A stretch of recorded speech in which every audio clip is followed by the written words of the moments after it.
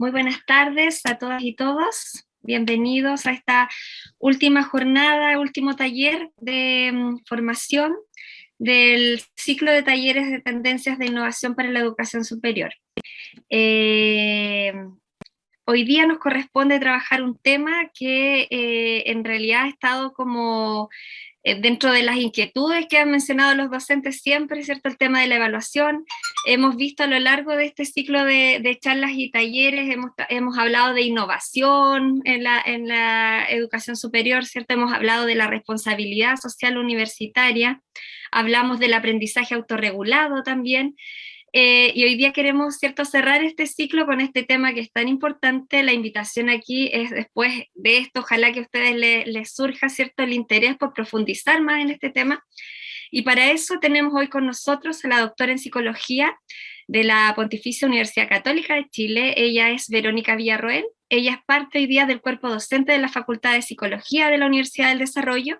Y además, dentro de su trabajo de investigación, ha estado vinculada especialmente al tema de la evaluación auténtica, ¿ya? Así es que bienvenida, Verónica, un agrado tenerte acá con nosotros y esperamos que esta sea una experiencia súper provechosa para todos y todas las que están presentes. Adelante. Muchas gracias, Angie, un gusto de verte también, y buenas tardes a todos y todas los que están acá. Espero que tengamos una actividad que sea de interés para todos y que me puedan estar preguntando y haciendo todas las consultas que tengan respecto a los temas que voy a tratar hoy día. Como bien dice Angie, yo además yo dirijo un centro que es el Centro de Investigación y Mejoramiento de la Educación, y en este centro trabajamos la línea de evaluación para el aprendizaje y particularmente un tema específico que es la evaluación auténtica, sobre el cual hoy día me quiero referir. Tradicionalmente trabajamos esta evaluación en dos ámbitos, ¿cierto? Uno que tiene que ver con la construcción de pruebas, cómo podemos bajar esto a la construcción de instrumentos de evaluación que sean cada vez más auténticos, y por otro lado, las tareas basadas en desempeño, cómo podemos también diseñarlas de forma de responder a este paradigma. Yo hoy día me voy a referir más a las pruebas escritas, ¿ya? Desde ese lugar quiero trabajar hoy, y vamos a hacer algunas actividades puntuales donde ustedes ojalá tengan alguna prueba escrita que hayan hecho en los últimos tiempos a mano para poder analizarlas desde la perspectiva que les voy a mostrar.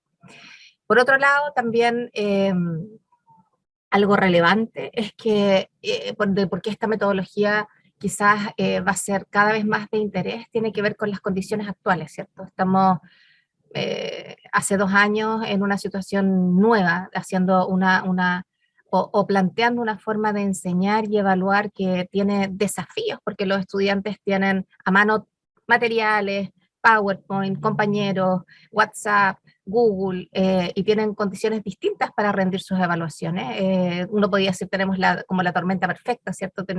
Todos los miedos que alguna vez pudimos tener están puestos en la evaluación porque los estudiantes pueden tener acceso a todo eso. Entonces, ¿cómo nosotros podemos diseñar una evaluación que vaya más allá de la forma que tradicionalmente el estudiante ha dado respuesta a esas evaluaciones? Es lo que me gustaría ver hoy día. Dicho eso, voy a compartir pantalla y voy a presentarles el PowerPoint con que voy a trabajar hoy día. Espero que se vea bien. Cualquier cosa, por favor, me pueden hacer todas las preguntas del caso, ¿ya? Entonces, como bien les planteé, hoy día mi interés tiene que ver con mostrarles una metodología de evaluación que se basa en la evaluación auténtica, que no es un constructo que sea tan nuevo, sino que la aproximación que nosotros hemos dado es a la aplicación y la transferencia de esta metodología en algo concreto, como es la construcción de pruebas escritas y tareas basadas en desempeño, desde un paradigma que es la evaluación para el aprendizaje, donde estamos utilizando la evaluación como una instancia más para aprender y donde estamos utilizándola para entregar feedback y tomar decisiones respecto a nuestras propias prácticas docentes, ¿ya? Ese es como el gran paraguas. Voy a tener quería abrir quiero tener abierto el chat acá al lado para ver si cualquier consulta que me puedan hacer la vamos a trabajar. Bien, estamos parados en este paradigma de la evaluación para el aprendizaje desde hace unos 20 años, ¿cierto? Entendiendo que la evaluación es parte del proceso formativo, es parte del proceso de enseñanza-aprendizaje, por tanto nos entrega elementos que nos ayudan a entender por qué un estudiante está aprendiendo, comprendiendo y aplicando el conocimiento que nosotros queremos que él adquiera y aplique de una forma en particular. Entonces, es parte de un ciclo donde la evaluación nos ayuda a entender, como decía, cómo el estudiante está aprendiendo, pero también nos ayuda a tomar decisiones respecto a nuestras propias prácticas de enseñanza y saber si hay algo que tenemos que ajustar, que tenemos que modificar, que tenemos que profundizar en el proceso de enseñanza-aprendizaje. Ahora, ¿por qué preocuparnos de la evaluación y no de las prácticas de enseñanza? ¿Por qué no hacemos un taller sobre, y seguramente lo han hecho, pero por qué no nos referimos ahora a estrategias de enseñanza que tengan que ver con la autenticidad o estrategias de enseñanza que tengan que ver con favorecer aprendizajes profundos? Primero, porque la literatura más reciente en el tema de la evaluación para el aprendizaje nos ha mostrado que la evaluación tiene un impacto importante en la forma de aprender de los estudiantes y en la forma de enseñar de los profesores. Incluso todos los cambios que se producen en el proceso educativo muchas veces están alineados a cambios en los procesos de evaluación. Pareciera que eso mandara los cambios que nosotros vamos a hacer en la enseñanza y los cambios que los estudiantes hacen en el aprendizaje. Pareciera ser que los docentes muchas veces enseñamos para una forma de evaluar y muchas veces los estudiantes estudian para una forma de evaluar. Entonces, el centro de todo proceso de cambio tiene más que ver con la evaluación que con los cambios en la enseñanza. Eso está descrito en un constructo teórico que la investigación ha mostrado y que se llama el backwash effect de la evaluación, ¿ya? No, lo digo en inglés porque no hay una traducción tan literal de esto, y si uno pudiera pensar en una traducción sería como el efecto colateral de la evaluación, ¿ya? Ahora, en términos como más de representación de lo que esto significa, es como cuando uno quiere regar el pasto, por ejemplo, y no tiene una manguera o tiene una manguera que es muy brusca y tira mucha agua, y uno riega el pasto, pero al mismo tiempo se moja uno y sale como mojado de esta actividad de regar el pasto. Entonces ese es el efecto colateral, como que no solamente nosotros estamos evaluando para lograr un objetivo, que en este caso sería regar el pasto, no solamente evaluamos para ver cuánto un alumno aprendió, sino que a veces este dispositivo de evaluación tiene efectos en otros ámbitos inesperados, como que los alumnos empiezan a estudiar para rendir la evaluación. Y los alumnos siempre nos dicen, bueno, la primera certamen, la primera solemne, la primera evaluación uno conoce al profesor. Entonces empiezo a estudiar cómo el profesor quiere medir, cómo nos mide, cómo quiere que nosotros aprendamos. Entonces, si un profesor hace preguntas de selección múltiple, bueno, vamos a empezar a estudiar para rendir bien y entender bien cómo es ese tipo de ítem y lo que el profesor quiere que nosotros digamos en ese ítem. O si el profesor hace alguna pregunta más bien literal o de definiciones, los alumnos aprenden que para que les vaya bien tienen que aprender a definir algunos conceptos o dar respuestas más largas. A veces los alumnos dicen, no, al profesor le gustan las respuestas largas, entonces empiezan a tratar de llenar todos los espacios de la prueba y empiezan a hacer suposiciones respecto a cómo el profesor quiere que el estudiante aprenda. Ese es un efecto colateral que tiene la evaluación en el desempeño de los estudiantes, porque además los estudiantes llegan a conclusiones. Por ejemplo, ellos dicen, bueno, parece que para aprender no es algo explícito, sino que es una creencia de los estudiantes. Parece que aprender significa repetir todo lo que el profesor dice en clase. O no, parece que aprender tiene que ver con aplicar el conocimiento y es algo distinto a lo que tradicionalmente he pensado en el mundo escolar de lo que es aprender. Ese es un efecto colateral. Si nosotros en nuestras evaluaciones acostumbramos a los estudiantes a que para rendir una evaluación y que tener un buen desempeño tienen que repetir literalmente aquello que nosotros hemos enseñado, ellos van a sacar la conclusión que aprender tiene que ver entonces con recitar, con reproducir lo que otros dicen y lo que está en el PowerPoint, lo que está en un texto o lo que escuché que el profesor dijo en clase. En cambio, si nosotros hacemos algún tipo de evaluación donde los estudiantes tienen que tomar decisiones, donde tienen que transferir el saber y donde no necesariamente hay preguntas que solamente tienen que ver con reproducir literalmente algo. El estudiante va a decir, parece que aprender es más que yo solamente tengo que memorizar. Y parece que memorizar es un medio para mostrar que yo sé, pero al parecer aprender tiene que ver más con transferir el saber, con aplicar, con tomar decisiones, con mostrar criterios profesionales, y eso va mucho más allá de lo que yo pueda memorizar. Y es bastante más desafiante de que yo solamente tenga que memorizar. Entonces, la literatura nos ha mostrado que la evaluación para el aprendizaje, que va más allá de los ámbitos de memorización y que usa la memorización como un medio para, pero no un fin en sí mismo, logra aprendizajes más profundos en los estudiantes y aprendizajes además que son más estables en el tiempo.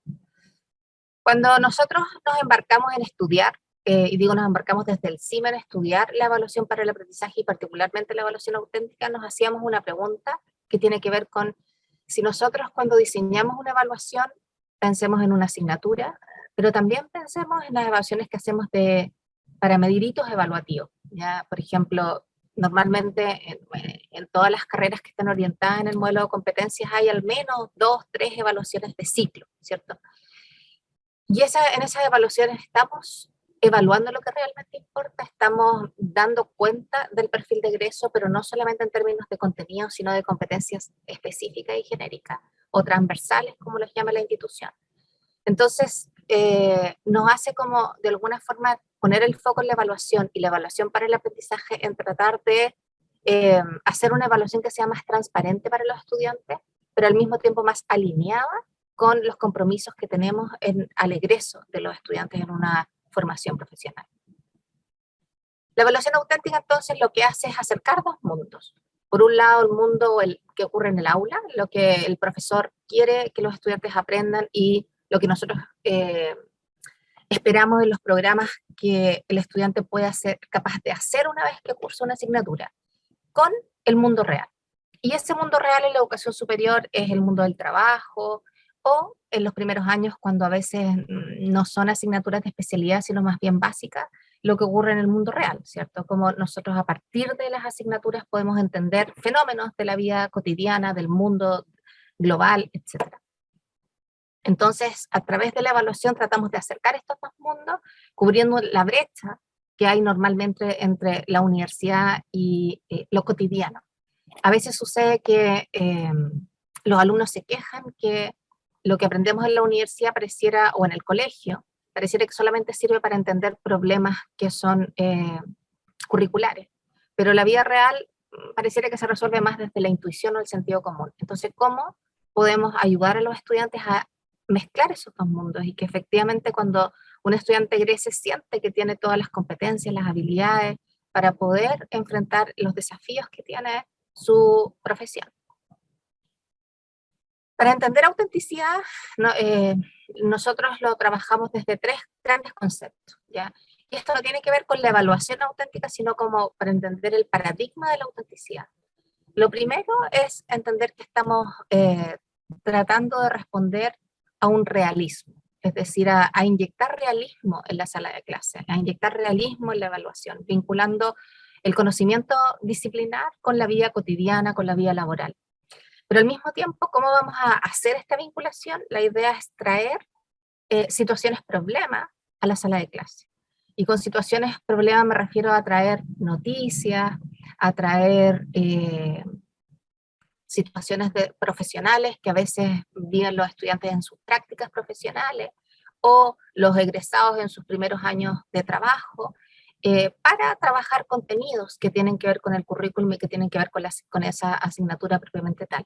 Y ese contexto, esa situación va a ser problematizada de manera que el estudiante tenga que usar el conocimiento para resolver un problema o para llegar a una conclusión o para tomar una decisión, ¿ya? Y si nosotros tuviésemos que pensar en las dimensiones que forman parte de esta evaluación auténtica, son tres grandes dimensiones que nosotros hemos propuesto. A partir de un análisis sistemático de la literatura, hace como 4 años atrás nosotros publicamos un artículo que ha sido bastante citado a nivel como científico, ¿cierto? y que nosotros encontramos que toda la literatura que hablaba de evaluación auténtica hablaba de tres grandes dimensiones que son las que están expuestas acá. Por un lado, este realismo que he descrito anteriormente. Por otro lado, el desafío cognitivo, donde nosotros lo que vemos es que la evaluación auténtica va más allá del uso de habilidades más bien memorísticas o de reconocimiento de información, sino trata de que los estudiantes puedan aplicar, usar, utilizar el conocimiento para poder diagnosticar o diseñar intervenciones o poder resolver problemas o poder evaluar y criticar alguna política pública en relación a un tema o poder innovar, por ejemplo, a partir del conocimiento adquirido. Entonces el desafío cognitivo tiene que ver con hacer uso de lo que hemos aprendido, del conocimiento que hemos aprendido para algo, para generar un producto. Y a veces ese producto puede ser cognitivo, pero también puede ser algún tipo de intervención o de solución de algo. Y la tercera dimensión tiene que ver con el feedback y que últimamente yo diría que en educación, quizás más aún en estos 2 últimos años de pandemia, ha sido más acentuada la necesidad de dar retroalimentación a los estudiantes, de poder mostrarles cómo están aprendiendo, qué han logrado, qué falta por lograr y cómo pueden mejorar, ¿cierto? Eh, Estas tres dimensiones están presentes en la evaluación auténtica, por lo tanto no puede faltar ninguna.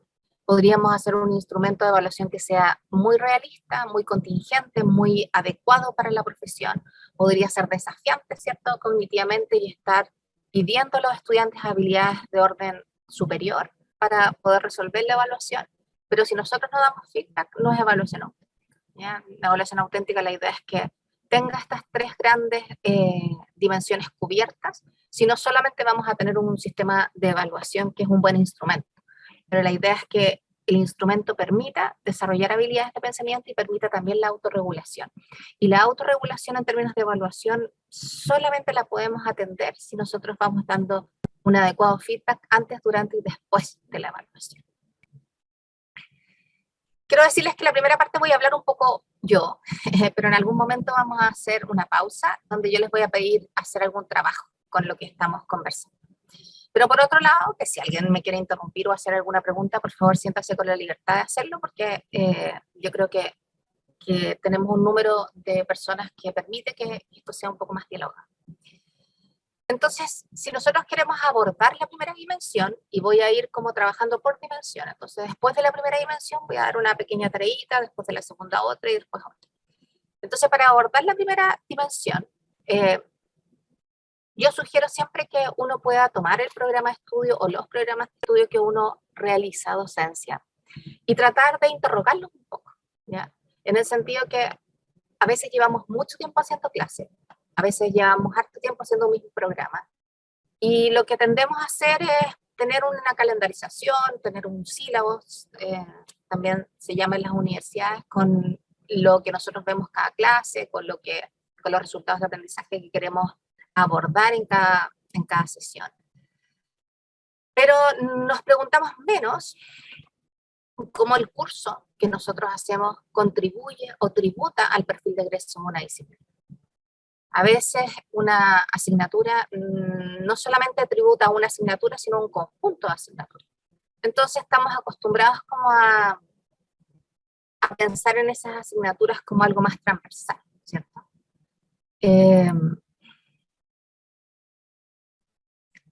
Entonces la primera pregunta tiene que ver con eso, con ver cómo nuestra asignatura tiene una relación con el perfil de egreso y con una carrera en particular, y no con muchas carreras del área de la salud. Por ejemplo, cuando uno dice, yo presto servicios al área de salud y hago esa asignatura para muchas carreras, bueno, miremos también cómo una asignatura en particular tributa a un perfil de egreso de una disciplina en particular, de una carrera en particular. Por otro lado, cómo ese curso se vincula con habilidades profesionales que los estudiantes requieren desplegar en el mundo del trabajo. Entonces, cómo nosotros podemos traer problemas disciplinares de esa profesión al aula como una excusa para trabajar los contenidos que necesitan los estudiantes saber. Me aparece, Angie, perdón, pero hartas veces como admitir a personas y las admito y nuevamente aparecen como en la sala de espera, no sé si... Pero No te parece... preocupes, Verónica, yo lo estoy admitiendo. Ya, ok, gracias. Entonces,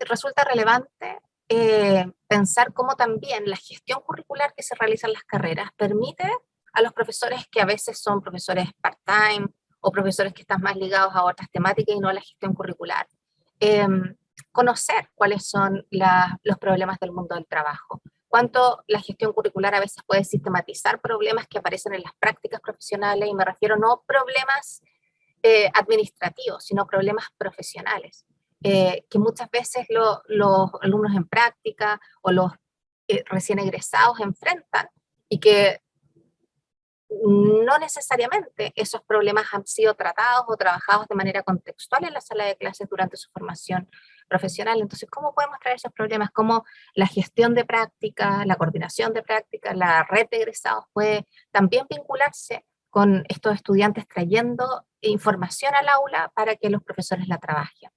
Para ver qué problemas son los típicos del mundo real que nosotros vamos a resolver en esta asignatura en particular para esos profesionales.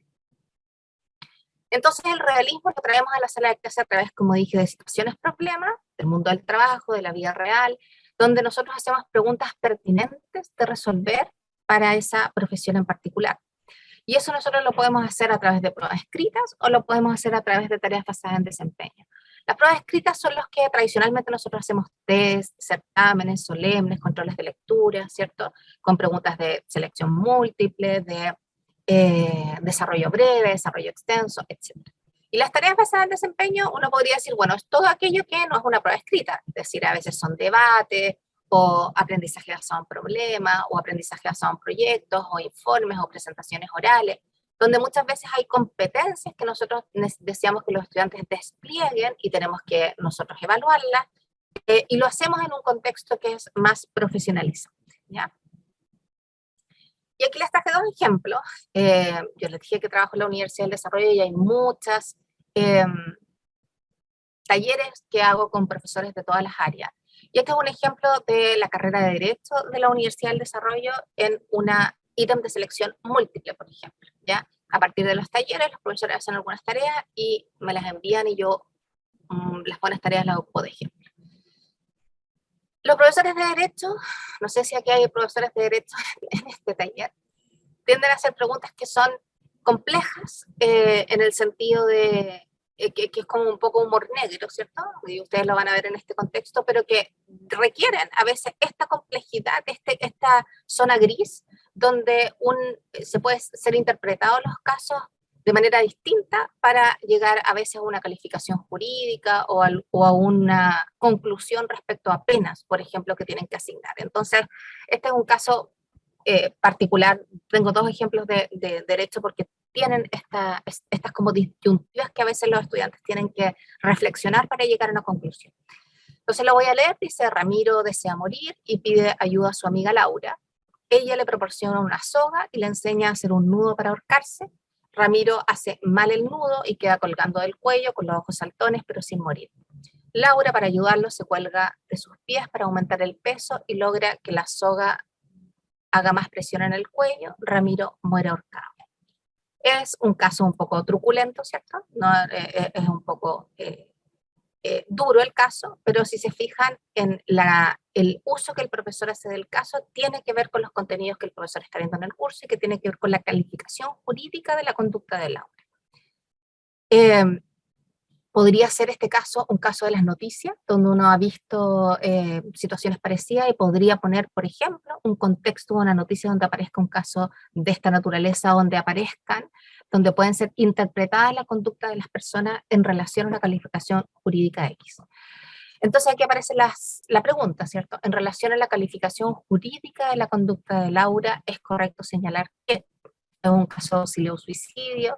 ¿Se trata de un caso de eutanasia? ¿Se refiere a un caso de homicidio? ¿Es un caso de homicidio calificado?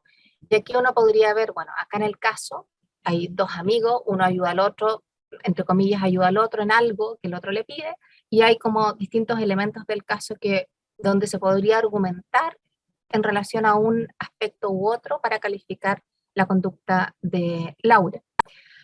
Después vamos a ver algunos aspectos específicos de la forma de preguntar, pero al menos para que se fijen, aquí hay 4 opciones de respuesta, no hay más.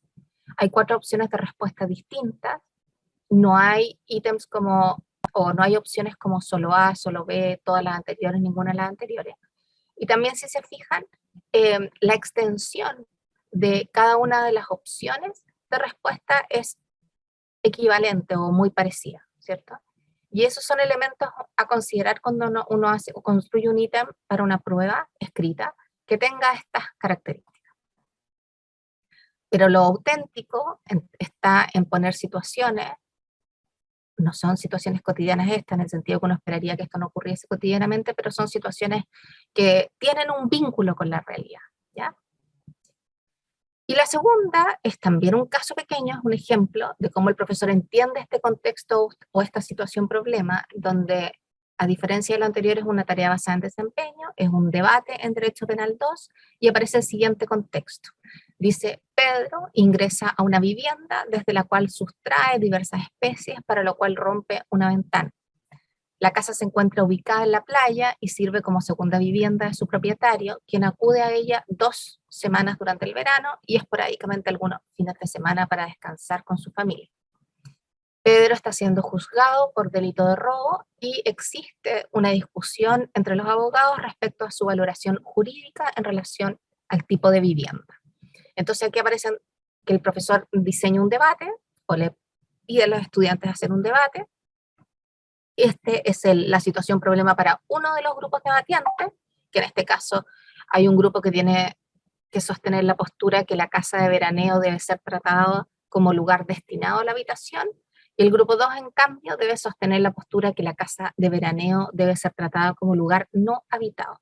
Y hay elementos en el caso para justificar cualquiera de las dos posturas, ¿ya? Este es un caso, como diríamos, gris, no es blanco ni negro, hay argumentos, hay elementos, hay justificaciones que se pueden utilizar para ambas posturas aquí presentes.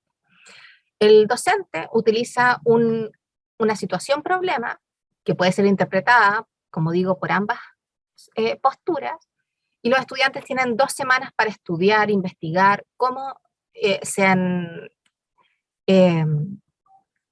juzgado eventos similares, por ejemplo, en la vida real, como qué elementos jurídicos se podrían considerar en cada caso, y luego debaten sobre este tema. Y es lo interesante que muchas veces cuando nosotros organizamos debate a nivel escolar o a nivel de educación superior, muchas veces son en temas valóricos, como lo que normalmente es si está a favor del aborto o en contra del aborto, si a favor o no del matrimonio igualitario, a favor o no de la adopción de parejas homoparentales. Es decir, normalmente aparecen como temáticas valóricas en debate para trabajar distintos temas. Y acá lo que se propone es, por el contrario, tomar temas disciplinares, ¿ya? Tomar temas disciplinares, situaciones, problemas de la disciplina, ligados a situaciones de la vida real o del mundo del trabajo, que los pongamos en discusión, porque podemos encontrar ahí también situaciones donde los estudiantes puedan utilizar su conocimiento profesional para fundamentar sobre el tema en cuestión. Entonces tenemos que en la primera dimensión, que tiene que ver con el realismo en la evaluación, donde vamos a poner situaciones del mundo real o de la vida cotidiana en juego para poder evaluar contenido de la asignatura o contenido disciplinar, lo podemos hacer a través de pruebas de lápiz y papel o pruebas de tareas basadas en desempeño. La única diferencia, al menos inicialmente en esta dimensión de realismo, es que no lo vamos a hacer en situaciones que no tengan contexto. Es decir, vamos a traer situaciones contextualizadas, situaciones de la vida real, problemas situados, a conversar, a discutir en una evaluación. Ahora, uno dice, entonces solamente hay que hacer contexto, solamente tengo que poner un caso, por decirlo así. Y la respuesta simple es sí, pero que la respuesta compleja es, no es tan fácil hacer buenos casos, ¿ya? No es simple hacer buenos casos, porque muchas veces tenemos buenas ideas para hacer casos que tienen que ver con los contenidos que queremos evaluar, pero a veces nos cuesta hacer las preguntas de esos casos, ¿ya? Esa es una, otras veces las preguntas pueden ser contestadas sin la información que el caso presenta. Entonces, como podríamos decir, como el arte de hacer un buen caso y buenas preguntas para contestar el caso, implica buscar una coherencia, una dependencia, una interrelación entre estos dos elementos. Entonces el caso tiene que tener suficiente información, una riqueza de información, de tal forma que me permita tomar decisiones, que me permita analizar perspectivas distintas, me permita entender la situación en que este caso se da para que tenga estas aristas grises y que no sea blanco y negro, sino que tenga que tomar en consideración algunos aspectos de la situación que estoy poniendo en la sala de clase para que los alumnos discutan, comenten, conversen, negocien o bien solos, de manera individual, puedan resolver. ¿Qué es un contexto? Es una situación, uno podría caracterizar esta palabra contexto, caso, situación, problema como una situación realista que puede venir del mundo cotidiano o de la vida profesional, donde hay un problema, un conflicto que hay que atender, donde la información que se presenta en este caso es necesaria para responder las preguntas que están asociadas al caso. Y la prueba de fuego es que si nosotros tapamos el caso, por ejemplo, y leemos la pregunta, si la pregunta puede ser contestada sin mirar el caso, significa que es una pregunta nuevamente que apela a la memoria o al conocimiento previo que el estudiante tiene. En cambio, si la pregunta es el contexto es necesario para contestar la pregunta, significa que el contexto entrega información que no puede no considerarse para contestar la pregunta. El caso o la situación problema muestra más de una perspectiva de un fenómeno, por tanto hay como miradas distintas frente a un problema, pone límites y en ese sentido restricciones, no es cortar y pegar, no es que yo pueda hacer una respuesta en bloque y pueda traer a mi mente información y contestar la pregunta sin considerar el caso, porque el caso requiere análisis para la toma de decisiones. ¿Por qué digo que es un arte, entre comillas, hacer un buen contexto o caso? Porque nosotros hemos realizado desde el año 2015 una línea de investigación en este tema, con análisis de evaluaciones en distintos niveles escolares. Y lo que podemos encontrar inicialmente, lo que pudimos encontrar en un convenio de desempeño que nos adjudicamos el año 2014 y lo ejecutamos el 2014, 15 y lo terminamos el 16, es que analizamos evaluaciones de 6 carreras de 2 universidades, ¿ya? Nosotros trabajamos con carreras en tercer y cuarto año, con estudiantes de tercer y cuarto año, con estudiantes y profesores en tercer y cuarto año en la carrera, pensando que en ese nivel los estudiantes ya empiezan a ver temas más profesionalizantes y menos básicos, ¿cierto? Un trabajo más aplicado y preparándose un poco para su ciclo final de prácticas y preprácticas. Trabajamos con la carrera de Psicología de la Universidad del Desarrollo, Ingeniería Comercial de la Universidad del Desarrollo y Enfermería de la Universidad del Desarrollo. Y trabajamos con las carreras de Fonoaudiología de la Universidad de Concepción, Tecnología Médica de la Universidad de Concepción y Bioingeniería de la Universidad de Concepción. Trabajamos con 30 profesores o un poco más, 33 profesores que fueron capacitados en esta metodología y los capacitamos y les mostramos cómo evaluar desde este modelo en pruebas escritas y tareas basadas en desempeño. Ellos aplicaron durante un semestre ese tipo de evaluaciones. Nosotros medimos el cambio de los estudiantes en términos de su aprendizaje con esa intervención, comparándolo con los estudiantes de años anteriores con otro tipo de evaluación. Pero al mismo tiempo nosotros vimos el cambio de los profesores en la evaluación, antes y después de esta intervención. Y lo que nosotros encontramos antes de capacitarlos, antes de conocerlos, cuando nosotros analizamos las pruebas de estos profesores que habían hecho años anteriores, encontramos que el 47% de los 4.401 ítems que nosotros revisamos de esas pruebas antes de nuestra capacitación presentaban algún tipo de contexto. O sea, es probable, pensemos que casi el 50% de los ítems de las pruebas que nosotros analizamos tenían contexto antes que nosotros los capacitáramos. Sin embargo, de ese 47%, el 73% de los contextos no eran requeridos para contestar las preguntas. Es decir, el profesor había gastado tiempo, había invertido tiempo en hacer situaciones problemas, pero no eran necesarias a veces para contestar las preguntas. ¿Cómo eso puede ocurrir? Bueno, porque a veces puede ocurrir que esas preguntas queden más bien como una introducción, como un encabezado, pero que no tengan necesariamente información que sea requerida para que yo pueda seleccionar de todo lo que sé, lo que necesito para contestar esa pregunta. Y esa es la idea del contexto, que el contexto me ayuda a discriminar de todo lo que aprendí en esta asignatura, qué necesito para contestar esta pregunta, porque a veces no es todo, no es toda la teoría, es parte de una teoría, no es todo un modelo, es algo de ese modelo. Entonces eso es necesario poder como calibrarlo para poder saber si es necesario el contexto para contestar la pregunta.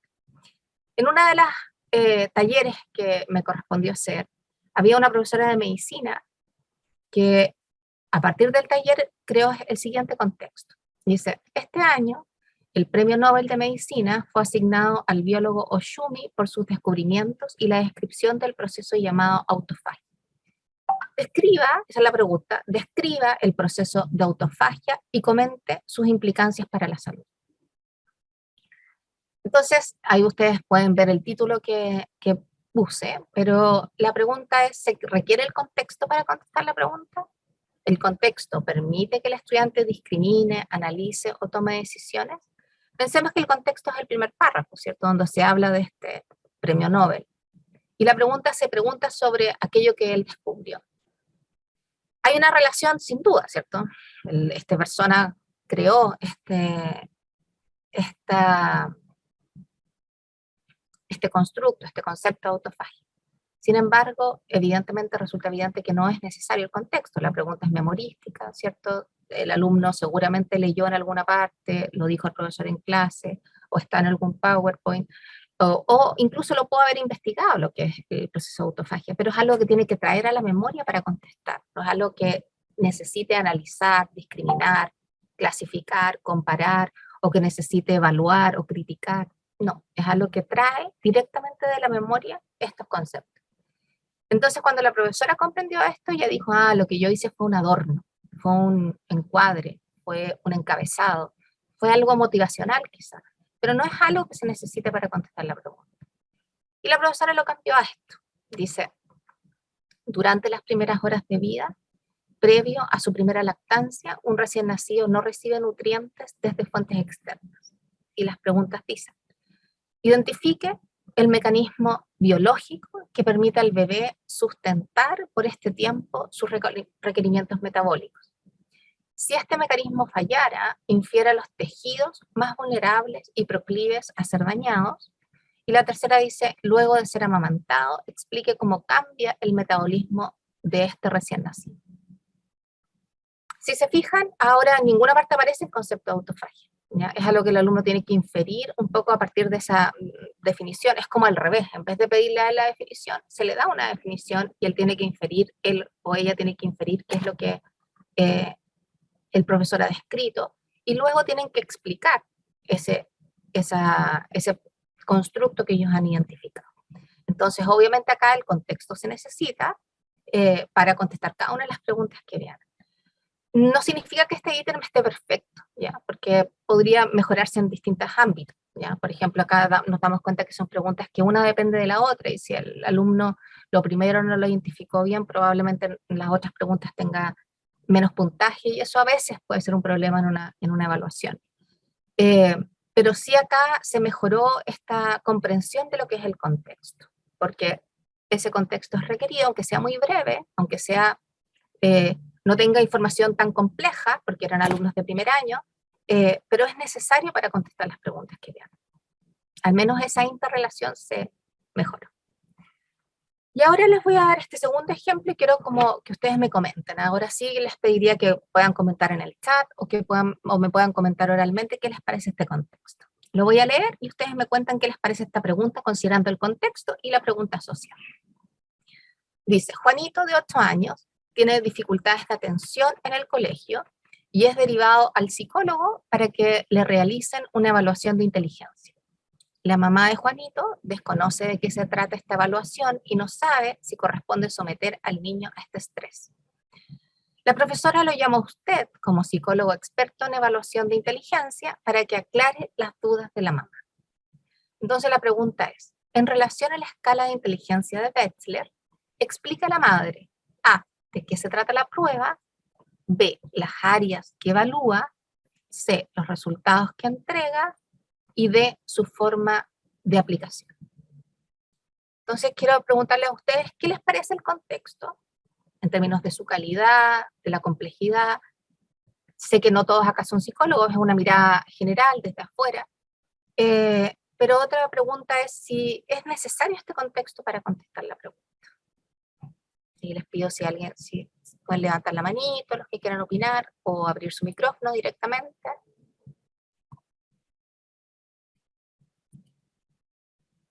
Los escucho o escribir en el chat.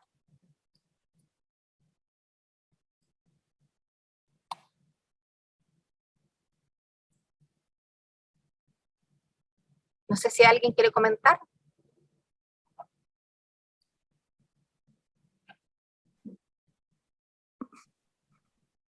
Hasta ahora no veo ni una mano levantada. Profesor Claudio y nuestro SAC ahí levantó la mano. Ahí, perfecto. Ahí sí, la acabo de ver. Claudio. Hola, yo creo que por lo menos a primera vista me parece similar al planteamiento anterior, de la profesora de medicina, que en realidad es un contexto, pero lo que está preguntando abajo podría obviar ese contexto, porque es más bien memorístico, o sea, es como definir qué es una prueba, en qué consiste, cómo explicar eso, no requiere de un contexto específico. Perfecto. Perfecto. Yo estoy de acuerdo contigo, Claudio, en el sentido que el contexto es bueno, en el sentido que lo que está contando de este niño es realista. Es una situación posible en los colegios que haya niños que no les vaya bien y que sean derivados al psicólogo y tengan algún problema como para enfrentar esta evaluación. Lo malo es la pregunta, ¿cierto? Porque la pregunta, si uno tapa el contexto, lo único que uno tendría que ajustar a la pregunta es un poco explicar el lenguaje de la mamá, ¿cierto? Un poco no tan conceptos técnicos, sino un lenguaje que la mamá le haga sentido y entender estos aspectos. Pero le dicen todo lo que tiene que hacer. El alumno no tiene que tomar ninguna decisión. Tiene que decir de qué se trata la prueba, las áreas que evalúa, los resultados que entrega y las formas de aplicación. Es decir, todo el análisis de lo que el alumno tiene que contestar ya está dicho. Solamente tiene que recurrir a su memoria, a todo lo que él ha aprendido en clase, lo que la profesora ha dicho, lo que está en los PowerPoint, lo que está en los textos, y poder contestar esa pregunta en bloque. El bloque de qué se trata la prueba, el bloque de las áreas, no tiene que ni siquiera tomar decisiones respecto a cómo debería contestar esta pregunta. Entonces estoy de acuerdo con Claudio que es una pregunta que apela a la memoria y que el contexto, si nosotros lo tapamos, perfectamente puede ser contestada las preguntas. La profesora, que es un poco lo que dice Aldrin también, ¿cierto? Memoria, dice Valeria Acuña, ya, perfecto. O Valentina Acuña puede ser, también.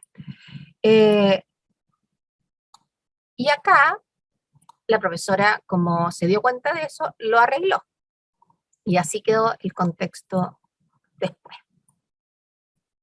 Voy a mover un poco para poder verlo.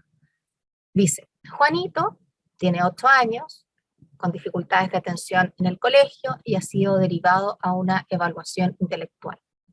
La madre desconoce la prueba, pero ha escuchado comentarios negativos como, comillas, si el psicólogo conecta bien con el niño, le pone todos los puntos, le da más oportunidades, pero si le cae mal, podría solo tomar su primera respuesta y perjudicarlo. El test no está adaptado al contexto chileno, solo evalúa conocimiento escolar y los niños se aburren al contestar. La madre también plantea que su hijo ha manifestado sentirse estresado por esta evaluación. Como sus notas este año han bajado, se siente tonto y dice que le va a ir mal con el psicólogo. La madre siente temor que esto afecte el desempeño del niño en el test. Pregunta. En relación a lo señalado por la madre, redacte 3 argumentos que respondan a sus dudas y la tranquilizan respecto a la aplicación del test. Aquí cambia, ¿cierto? Y cambia porque si uno tapa el contexto no puede contestar la pregunta, no sabría cuáles son las dudas de la madre, por ejemplo, para poder tranquilizarla. Pero por otro lado, todo lo que el profesor quiere que el alumno sepa está puesto en el caso. Es decir, cuando la mamá dice que de alguna forma el psicólogo puede como perjudicar al niño si no si no establecen una buena relación o no le cae bien, o si dice que no está adaptado a las normas chilenas, o si dice que el alumno siente que que como está estresado, como le ha ido mal, se siente tonto. Todos esos comentarios que aparecen ahí en el caso tienen que ser interpretados por el estudiante de acuerdo al conocimiento que tiene. El estudiante sabe, en este caso, varias cosas del test, ¿ya? Un estudiante de primer año de psicología debería saber que el test está adaptado a las normas chilenas y cómo se hace eso, los parámetros, etcétera. Sabe que el test se tiene que aplicar con un rapport, primero hay que establecer un vínculo con el niño para después aplicar un instrumento. Sabe que el test tiene ejercicios de prueba, no es que al principio del primer intento se tabula, sino que se tabula después de 3 intentos, cuando se explica el test, por ejemplo, ¿ya? De estas 10 cosas que sabe, si el alumno contesta las 10 cosas, Sergio, ¿quiere hacer una pregunta? Sí, justo lo que, disculpa Verónica que te interrumpa, pero se puede dar que podría yo hacer la pregunta si es el test, yo no soy psicólogo, pero ¿Ya? ¿podría ser el test el adecuado? Sí, también uno podría preguntar eso, uno podría decir, incluso podría decir que la pregunta podría ser como, de todos los test, o cuál la profesora está pensando o el psicólogo está pensando evaluar con el test de inteligencia de Wechsler. ¿Le parece que sea un test adecuado o habría otro? Uno podría hacer preguntas, ¿ya? Claro. Y lo otro, cuando yo evalúo psicológicamente algo, a este niño, también podría ser que debería evaluar como psicólogo mira, no sé si al profesor, no, a ver, ¿tener más información de la metodología del profesor o lo que está pasando? ¿Podría darse? Por supuesto. Otra pregunta puede ser, ¿cómo abordaría usted el caso? ¿Qué es lo que primero haría? ¿Cómo haría esta evaluación más completa? ¿O usted tiene 3 sesiones para hacer esta evaluación? ¿Qué decisiones tomaría sobre esto? ¿Ya? Y esa es una pregunta que uno podría hacer a alumnos más grandes que esa, ¿cierto? Cuando ya saben un poco más de cómo se aborda una evaluación psicológica en general. Como ellos solamente, en este caso de primer año, solamente tienen que aprender cómo se evalúa la inteligencia, eso es como un resultado de aprendizaje. Sí, Aldrin tiene la mano levantada. Al tiro te doy la palabra, Aldrin. Acá lo que quiero que se vea que es lo interesante es que el alumno sabe 10 cosas del test. Si el alumno contesta esas 10 cosas, que son todo lo que sabe del test, por tanto, alguna le va a apuntar a lo que la mamá dice acá, el alumno podría pensar que tiene la respuesta correcta, porque ha dicho todo lo que está bien, todo lo que sabe el test, todo lo que dijo está bien. Pero el profesor tiene que poder establecer que no está bien si el alumno contesta todo lo que sabe del test, aunque esté bien. El alumno tendría que discriminar de todo lo que sabe, qué le sirve para responderle a la mamá, porque a la mamá no le sirve que le digan, le reciten de qué se trata el test. La mamá necesita que le contesten esas 3 dudas que tiene, o esas 4 dudas que aparecen ahí en relación a su hijo en particular. Entonces, esa es la labor de esta pregunta, que el alumno tenga que discriminar de todo lo que sabe del test, a qué tiene que apelar para contraargumentar de alguna forma estas opiniones o estas intuiciones o estos miedos que tiene la mamá respecto al test. Aldrin, ahora te doy la palabra. Sí, buenas tardes. Justamente apuntaba a lo que habías comentado recién, porque claro, si dentro de la posible respuesta, por ejemplo, y considerando el contexto, el estudiante no tendría por qué responder, es que el test dura 5 minutos. Claro. Esa no es una respuesta esperable, digamos, justamente porque si yo eventualmente al construir esta prueba le di como de una forma particular la guía de las preguntas, las dudas que la madre tiene, las respuestas tienen que ir orientadas justamente a resolver específicamente eso y no poner una serie de listados de respuestas, digamos, que están dentro de lo que eventualmente se le presentó y se le enseñó, pero que en este contexto no tiene nada que ver. Exacto. Exactamente así. Y eso es como el desafío también, porque a veces un profesor puede decir, y a veces un profesor hace una muy buena pregunta, un muy buen contexto, pero la corrección es la que no está bien, porque pone todo, bueno, sí puede ser, está bien, si ya puso todo, bueno, se lo sabe, ya se lo sabe, pero a veces no basta con saberse la materia. Y quiero hacer como esa disquisición, como que a veces podemos saber mucha más información o tener mucha información en nuestra cabeza disponible. Lo relevante también es que la apliquemos correctamente, que la utilicemos para algo. Entonces ahí también es un ámbito que los docentes tenemos que ponerle atención.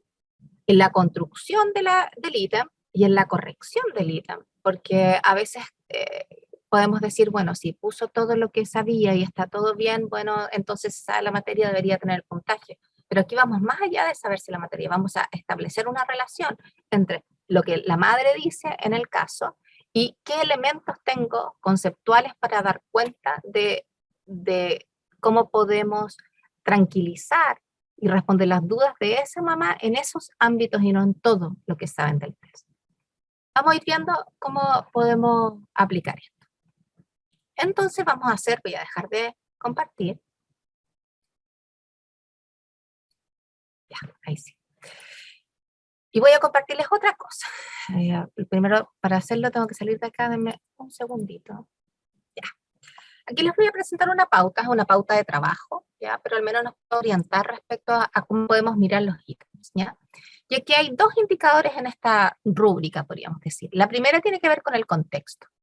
En el número 1 tenemos un ítem que no tiene contexto, ¿ya? Y en el 2 y 3 podemos tener presencia de contexto. En el 2 un contexto más de fantasía, hipotético o teórico, y en el 3 tenemos ya un contexto que es de la vida real, profesional, ¿ya? Como un poco el último que estamos viendo. Y en la pertinencia del contexto podemos tener acá un número 1 cuando hay ausencia de pertinencia y en el número 2 cuando hay pertinencia.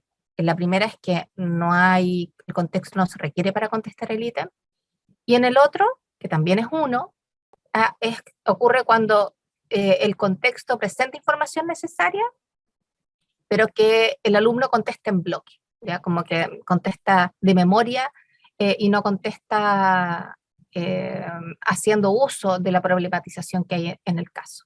Y el número 2 tiene que ver cuando hay efectivamente contexto y el contexto es necesario para contestar la pregunta.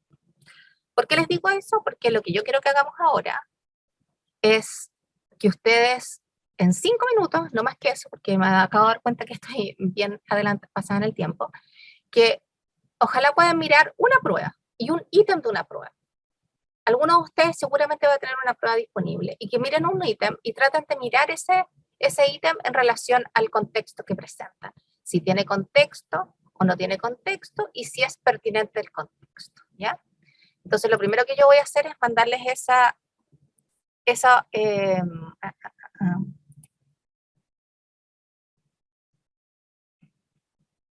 tablita por el chat.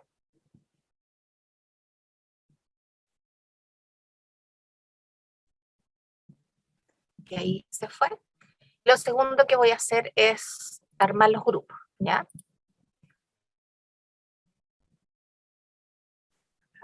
En estos momentos tenemos unos 11 participantes, ¿cierto? Entonces voy a hacer 3 grupos, o 3 grupos, ¿ya? Que van a ser asignados al azar, entonces van a haber 3, 4 personas por grupo. Idealmente pueden analizar un ítem de una prueba, la que sea, y conversar acerca del contexto de esa prueba. Si es un contexto pertinente y si tiene contexto o no tiene contexto.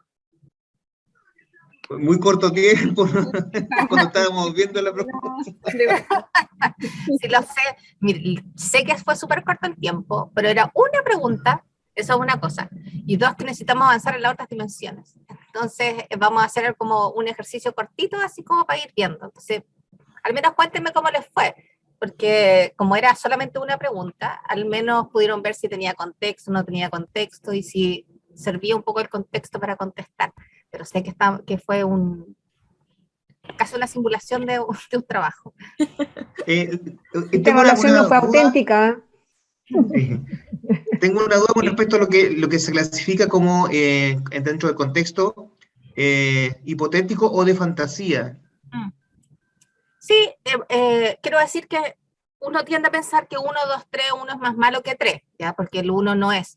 Pero que sea auténtico de fantasía no es que sea malo, ¿ya? Es solamente que es un poco para diferenciar entre, por ejemplo, auténtico de fantasías a veces que inventan como en un país, las pruebas PISA, por ejemplo, de educación de segundo medio tienen harto de eso, pero es como en el país de Zootopia,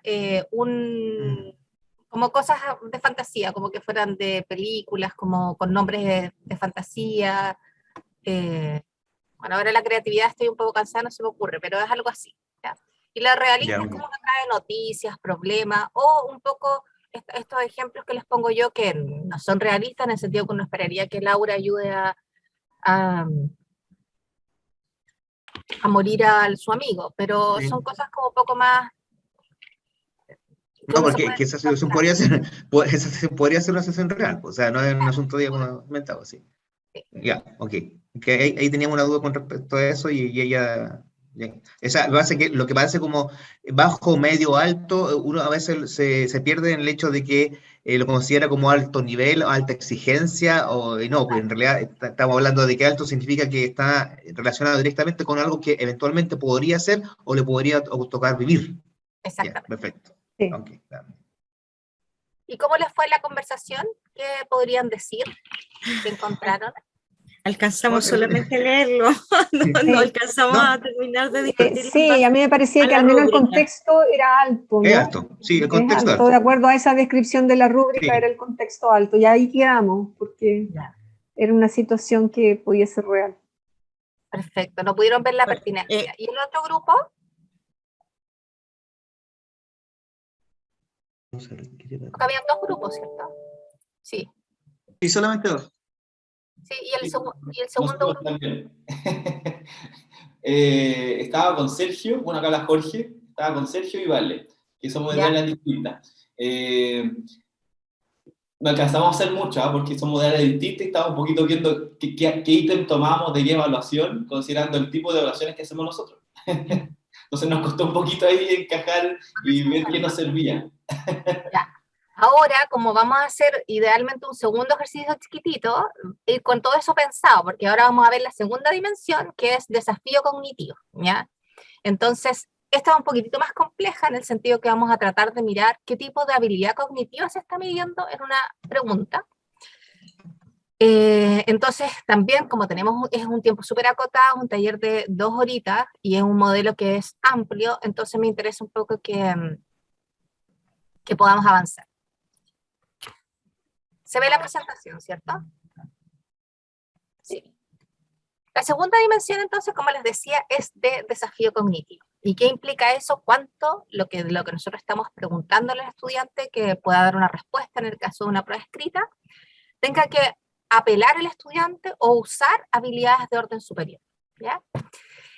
¿Por qué? Porque toda la literatura dice que en la medida que nosotros hacemos que el estudiante tenga que usar más el conocimiento, aplicarlo, o bien tenga que evaluar una práctica, o tenga que criticar, o tenga que diagnosticar, es decir, hacer uso de su conocimiento para una habilidad profesional, el estudiante va a aprender más profundamente, pero por otro lado va a tener un recuerdo que va a ser más estable en el tiempo. En cambio, toda la literatura también dice, y la investigación dice, que si nosotros solamente estamos midiendo memoria básica, como recordar, reconocimiento, y en ítems de respuesta cerrada, el alumno tiende más a olvidar lo que aprendió y que su conocimiento sea más superficial. Y por eso muchas veces nos pasa como que a veces optamos por hacer preguntas de selección múltiple o de respuesta corta o de completación porque tenemos poco tiempo para corregir o tenemos muchos estudiantes, pero también nos damos cuenta que a veces un estudiante que tiene una muy buena nota, al poco tiempo, para estudiar para el examen, por ejemplo, pareciera que tiene que volver a estudiarlo todo porque no recuerda mucho de lo que estudió y lo que aprendió, a pesar de haber rendido una primera prueba con buena nota. Entonces nos pasa que ese tiempo que ganamos en construir un ítem y revisarlo, ¿cierto? En revisar la prueba, lo perdemos en términos de que no rentan el tiempo, no es una inversión que renta en el tiempo porque los estudiantes olvidan muy rápido aquello que supuestamente habían aprendido. Y también toda la investigación lo que dice es que la habilidad de aplicar el conocimiento, de transferir el saber, no es algo que se aprende solamente porque uno crece o madura, no es porque un alumno pasa de primer año y llega a quinto, en quinto va a poder aplicar y hacer su práctica, sino que es algo que se va desarrollando intencionadamente a través de una práctica pedagógica. Entonces, algo que tenemos que hacer en la sala de clase es ayudarlos a transferir el saber, a aplicar, a problematizar lo que hacemos en la sala de clases con los contenidos, para que ellos aprendan a hacer esto, ¿ya? Y lleguen a sus prácticas con mejores competencias para abordar esos problemas profesionalizantes. Nosotros sabemos que seguramente ustedes en los programas de estudio saben que su curso tributa un perfil de egreso, ¿cierto? Y probablemente los programas digan que si ustedes están haciendo un curso del tercer año, un curso X, ese curso desarrolla ciertas competencias genéricas o transversales y ciertas competencias específicas del perfil de egreso de la carrera donde ustedes trabajan. Y probablemente eso esté relacionado a un resultado de aprendizaje, ¿cierto? Lo digo porque el resultado de aprendizaje que está en nuestros programas debería orientar la forma en que nosotros enseñamos y evaluamos en esa asignatura. Si nosotros tenemos un resultado de aprendizaje que dice describir X, bueno, nuestra forma de enseñar y evaluar para que el alumno logre ese resultado de aprendizaje debería ser distinto a si el resultado de aprendizaje dice analizar X. Es decir, la habilidad cognitiva, la base de un resultado de aprendizaje que responde a un perfil de egreso, orienta, es como la brújula que orienta el proceso de enseñanza y evaluación. Nosotros sabemos que los resultados de aprendizaje son las declaraciones que son más bien didácticas y que lo que buscan es que orientar al estudiante y al profesor respecto a lo que el aprendiz tiene que poder hacer una vez terminada una asignatura, ¿ya? Este es un resultado de aprendizaje de una asignatura que yo dicto en mi carrera, que es procesos de aprendizaje, que es para alumnos de tercer año. Y la pongo porque sabemos que tiene un verbo, un objeto, un contexto, y que en este caso, este resultado de aprendizaje que yo tengo que lograr en mis estudiantes es que ellos puedan, al finalizar de la asignatura, deducir la teoría del aprendizaje que está a la base de una práctica pedagógica determinada. Eso significa que yo veo con ellos distintos enfoques de aprendizaje, desde lo más conductista al constructivismo social, por ejemplo. Y ellos después deberían poder decir, el profesor está haciendo esa clase, por lo tanto ese profesor tiene esta teoría de lo que es aprender y tiene esta epistemología de lo que significa aprender, ¿ya? Entonces, desde este enfoque de teoría del aprendizaje. Si yo tengo este resultado de aprendizaje que dice deducir la teoría del aprendizaje, y yo, para medir ese resultado de aprendizaje, hago una pregunta como, nombre todas las teorías del aprendizaje que conoce y explique un concepto central de ellas, no estoy midiendo ese resultado de aprendizaje. Si yo quiero medir ese resultado de aprendizaje y digo, defina o describa la teoría de aprendizaje sociocultural de Vygotsky y explique sus diferencias con la teoría piagetana, por ejemplo, tampoco estoy midiendo ese resultado de aprendizaje. Porque en este resultado de aprendizaje el alumno tiene que deducir de una práctica determinada qué teoría está a la base de ella. Entonces yo podría poner un caso con profesores que hacen cosas distintas en la sala de clase, o podrías presentarles un video de una clase, que puede ser una película, un segmento de una película, o puede ser una clase que esté filmada, o que ellos vayan a una clase de una universidad, de un colega, y que tengan que analizar esa clase para deducir qué teoría del aprendizaje está detrás. Entonces hay algo que ellos tienen que hacer de algo que es concreto y real, que puede estar puesto en un caso, un video, una filmación. Pero para eso tengo que entender que ese resultado de aprendizaje no es de nivel memorístico, como es de escribir, y es de un nivel analítico, pero que va más allá de hacer una comparación cognitiva, ¿cierto? Entonces, para poder decidir eso, yo tengo que conocer un poquitito de las taxonomías referidas al aprendizaje. Y seguramente algunos de ustedes han escuchado de Bloom, que es el más conocido, y él hablaba de 6 grandes niveles, ¿cierto?, de habilidades cognitivas. Pero también hay otros autores como Anderson, como Marzano, que hablan de distintos niveles de complejidad cognitiva cuando uno tiene que analizar o construir resultados de aprendizaje, o bien analizar o construir preguntas para una evaluación. Lo que nosotros hicimos fue hacer como una mezcla de estos tres grandes autores y hacer una propuesta de cómo nosotros podemos analizar desde nuestra perspectiva de evaluación auténtica y desde el CIME, que es donde yo trabajo, cómo podemos proponer una forma comprensible de pensar en distintos niveles de complejidad cognitiva. Entonces lo que nosotros hicimos fue trabajar estos niveles que son de distintos autores en tres grandes niveles que son los que están acá. Entonces nosotros dividimos la complejidad cognitiva en tres niveles. En un nivel que está puesto en azul acá, como el más básico, el nivel 1, que tiene que ver con recuerdo y reconocimiento de información. Un nivel 2, que tiene que ver con un nivel analítico y de manejo de conocimiento, perdón. Y un nivel 3, que tiene que ver con, que está en verde acá, y que tiene que ver con la transferencia y despliegue de un desempeño cognitivo. Cada uno de estos niveles, si se fijan, tiene verbos asociados, ¿ya? Y esos verbos sirven para construir resultados de aprendizaje o sirven para construir preguntas.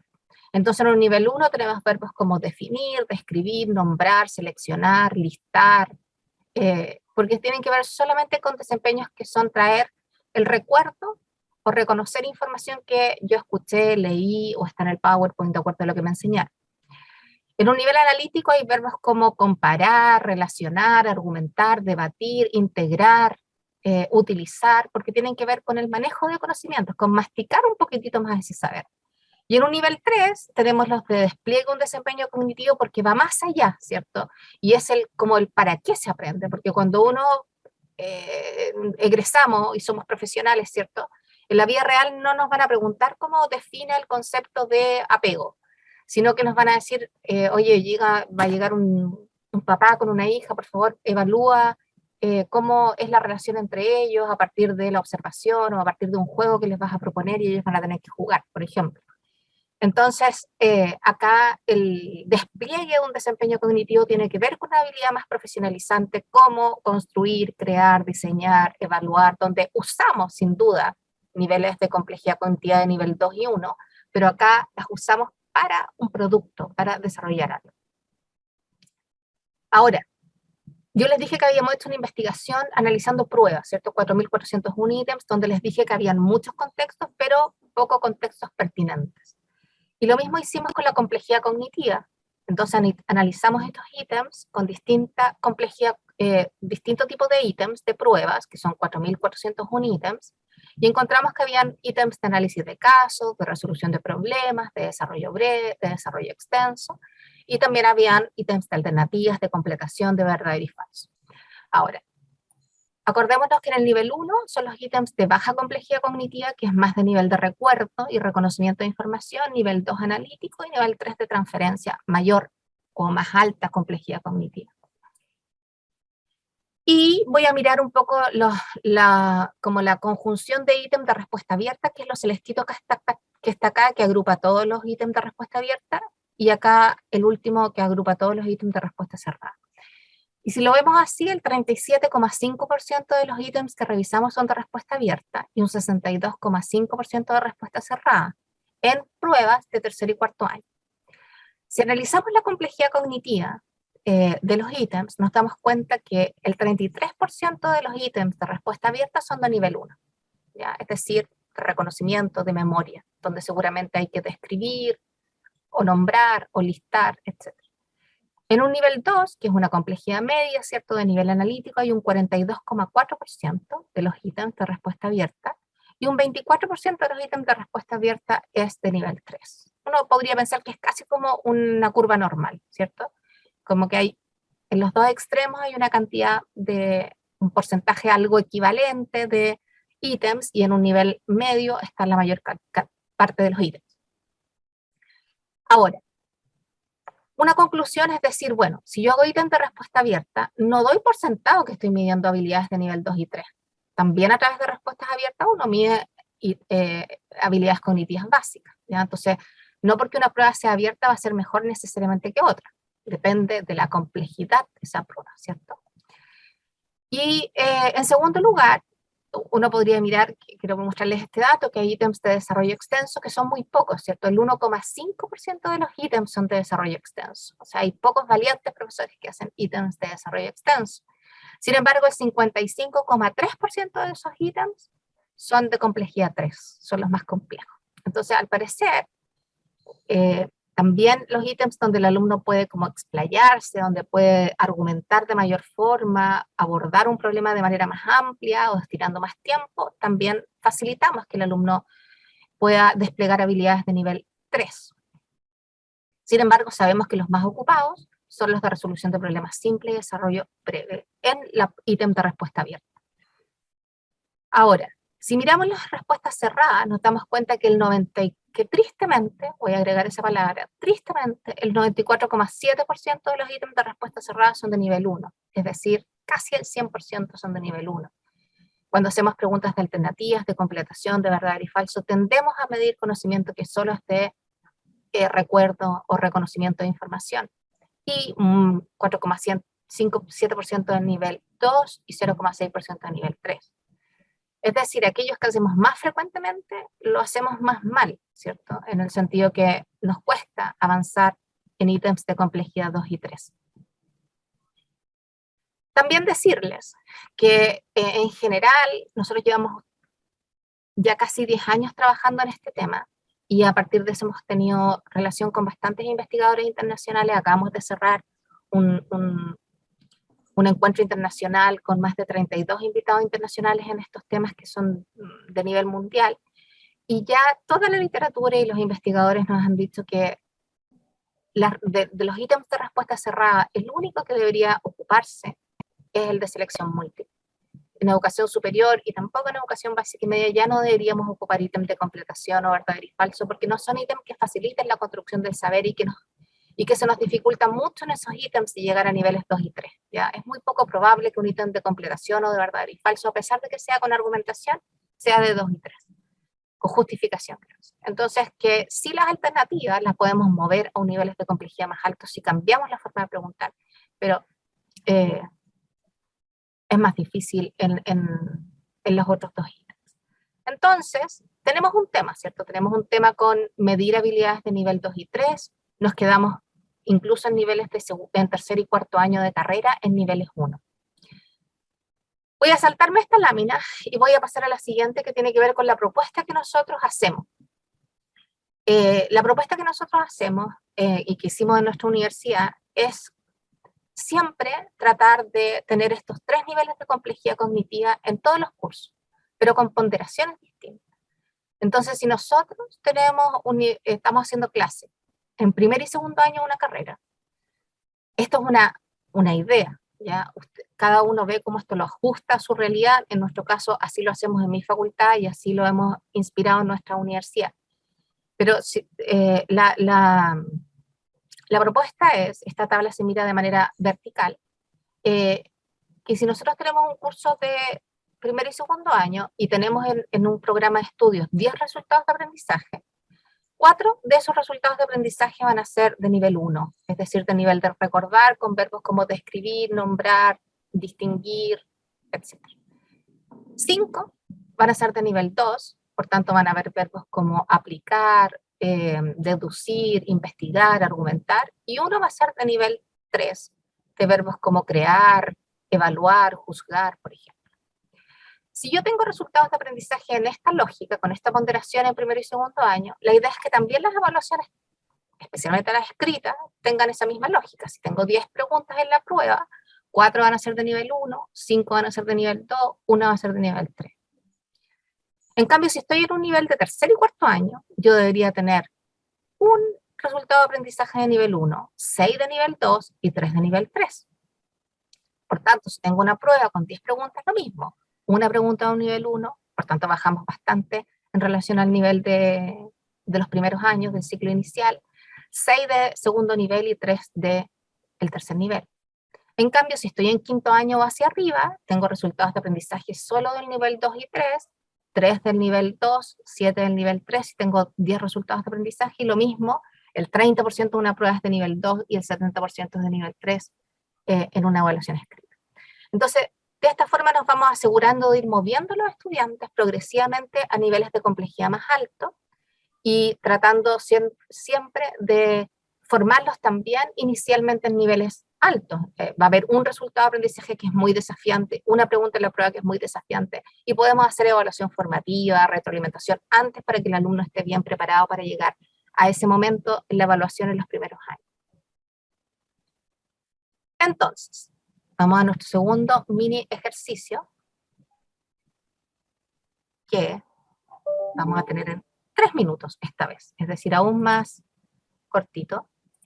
Les voy a poner la pauta acá, que es la pauta de complejidad cognitiva, ¿ya?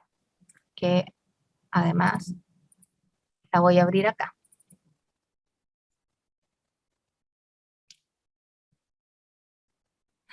Entonces, en esta pauta, si se fijan, tenemos también 2 indicadores. El primero, que dice complejidad cognitiva, y el segundo, que dice resolución de problemas. Y en la complejidad cognitiva tenemos estos 3 niveles, ¿cierto? Bajo, medio, alto. El nivel 1 memorístico, como dijimos, de reconocimiento y recuerdo de información. El 2 analítico, y el 3 de transferencia. Y en la resolución de problemas aparece un primer ítem de ausencia, como no se requiere resolver un problema. Acá se requiere resolver un problema, pero no se interpreta mucho el resultado, y acá en el 4 sí se resuelve un problema, se interpreta y comunica el resultado, ¿ya? Entonces, como me falta todavía ver la última dimensión, y mi idea es que puedan mirar un poquitito una prueba, voy a agruparlos en el mismo grupo que está, y ahora sí necesito que miren una pregunta, ojalá es la misma que vieron antes, cosa que no tengan que leer de nuevo el contexto y todo, y analicen una pregunta y veamos si efectivamente qué complejidad cognitiva tiene esa pregunta, ¿ya? Llegaron ya. Bien, ¿cómo les fue? Mejor. Sí, ya todo más rápido. Ya, y cuéntame un poquitito qué vieron, cómo lo vieron. Había una situación en la cual había 3 preguntas, y las 3 preguntas apuntaban a los 3 niveles. Y también estaban con un puntaje equitativo, o sea, cada una tenía un tercio. Y ahí estábamos conversando un poco si eso era recomendable o no, de acuerdo a lo que tú nos habías indicado. Y yo estaba tratando de defender que un tercio no me parece mal para hacer transferencia, que era el nivel más alto, o evaluación, en comparación al análisis y lo que era un poco más de recordar el nivel 1. Porque igual está relativamente equilibrado, digamos, no es que a la pregunta más difícil, que sería la de evaluar o transferir, se le haya asignado más puntaje, sino que yo me imagino que lo que ustedes nos indicaron es como una recomendación. Es una recomendación, ¿de qué curso era? Segundo año de pedagogía. Claro. Que en realidad como la mitad de la carrera de un estudiante, me imagino. Pedagogía, no sé si son 4 años o 5. ¿Me corrige, Marlene? Sí, eran estudiantes de diferentes carreras de pedagogía. Entonces las preguntas estaban hechas para que un estudiante de educación parvularia, de educación básica o de educación media pudiera responderla. Perfecto. Claro, yo respecto al puntaje hay que ver la prueba completa, ¿cierto? Porque, claro, en ese ítem en particular tenían el mismo puntaje, pero que habría que ver en términos de puntaje quizás y cantidad de preguntas, cuánto pondera cada nivel, porque podría ser que esa era la única, voy a inventar, que sea la única pregunta que tiene nivel 3, o la única que tiene nivel 1, va a depender un poco cómo se conforme la prueba completa, entonces ahí habría que poder opinar. Ahora, yo creo que ¿cómo es el dicho? Que no hay que poner la carreta delante de los bueyes, ¿cierto? ¿Ese es el dicho? Si está bien, siempre los digo mal, pero bueno. Que uno a veces hace las pruebas como a costa de los estudiantes, y en ese sentido como que uno tiene que pensar también cómo lo estoy haciendo para que ellos se puedan desempeñar bien, cuántos feedback le estoy entregando, cuánta evaluación formativa estoy haciendo, porque a veces los estudiantes vienen con un capital, vienen con una capacidad de entrada que no depende de nosotros, no es que nosotros la hayamos desarrollado, ellos vienen del sistema escolar, a veces con más capacidades de análisis o más capacidades de transferencia, pero muchos vienen con la idea que aprender es memorizar. Entonces, en la medida que uno vaya intencionando en la clase otro tipo de habilidades, también va a sentirse más cómodo y más justo de poder pedir a todos lo mismo, ¿cierto? Tú, Marlene, decía, yo hice una pregunta, o no sé si tú, para que pudieran contestar alumnos de distintas áreas, ¿cierto? Pensando que pueden tener formaciones distintas o pueden tener como competencias iniciales distintas. Entonces, ahí uno tiene que ir viendo. Por eso nosotros decimos, al menos tener una pregunta o un resultado de aprendizaje nivel 3, pensando que en primer y segundo año no todos los alumnos vienen con la capacidad de hacer un buen análisis de nivel 3, una buena respuesta de nivel 3. Pero si ya cuando ya estamos terminando la carrera, vamos a exigirlo un poco más, porque se supone que nosotros hemos hecho algún cambio, hemos tenido un efecto en su capacidad cognitiva en ese tiempo.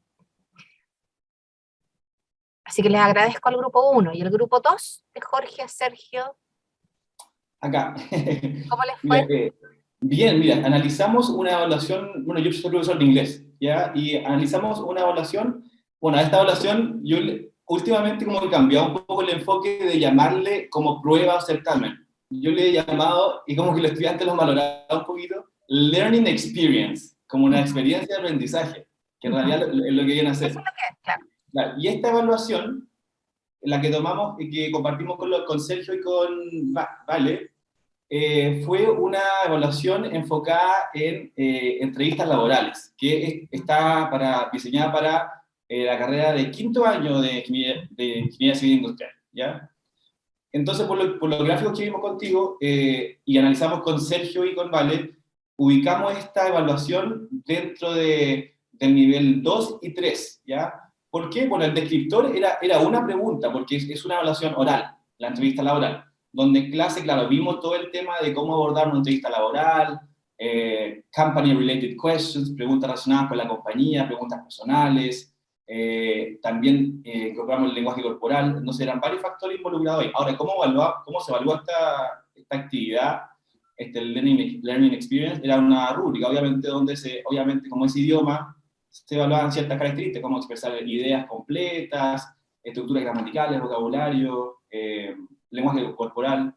Entonces no era solamente reproducir algo por, no sé, completar con verb to be o un verbo, un tiempo verbal, era producir y también, como decía Sergio, tuvieron que hacer una investigación también porque tenían que postular a un trabajo, donde yo era el entrevistador y ellos eran los candidatos a postular a este trabajo. Entonces había que aplicar y pensar en relación a lo que habíamos visto en clase.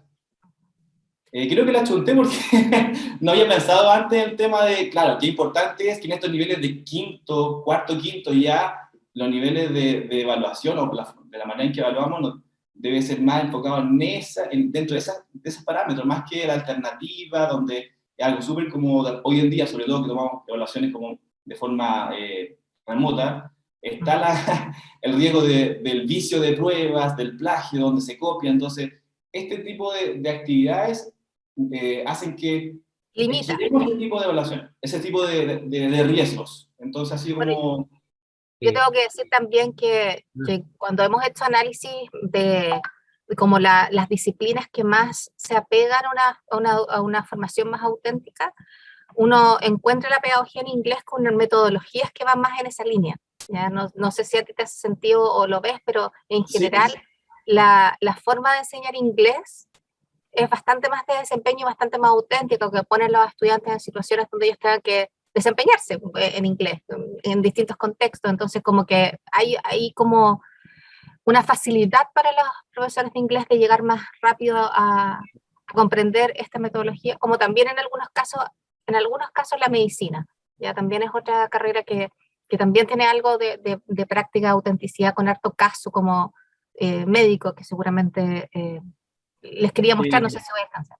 Si me permiten agregar lo que dice Jorge, lo que hace lo que hace Jorge es muy auténtico, porque yo trabajé en empresa privada y es así. Y incluso hay áreas, depende del puesto, por ejemplo, lo que trabaja en el comercio, exterior y todo eso, necesita que la misma entrevista personal sea en inglés. Así que no hay nada de otro mundo. Y lo otro que el inglés, que muchas veces muchos profesores antiguos creían que para una empresa el inglés es un inglés técnico, y lo que se necesita es un inglés comunicacional, para hablar, especialmente para la empresa exportadora. Entonces, por eso tiene que ser auténtico, realista. Así que lo encontré muy atingente lo que tenía Jorge. Así que eso. Muy bien. Auténtico. Gracias, Sergio. Y me queda, no sé si me pueden dar 3 minutos, al menos para mostrarles una última lámina. Sé que estamos pasados en el tiempo, pero en 3 minutos alcanzo al menos a mostrar esta última dimensión del feedback, o sea, del modelo de evaluación auténtica que tiene que ver con el feedback, ¿cierto? Que seguramente ustedes también han escuchado harto porque está como en el sistema escolar y también en educación superior está como en boga esta idea de la importancia de la retroalimentación más en este contexto pandémico. Y el feedback viene del área más de la música, ¿cierto? Como de esta idea del retorno, ¿cierto? De cómo uno se desempeña escuchando cómo es su retorno. Y uno a veces escucha que hay algunos cantantes que son como súper exigentes, si no tienen un buen retorno no tocan nomás. Pues uno ha visto así, Luis Miguel no tocó porque no tiene buen retorno, ¿cierto? Uno ha escuchado como que hay un divismo en relación a tener retorno.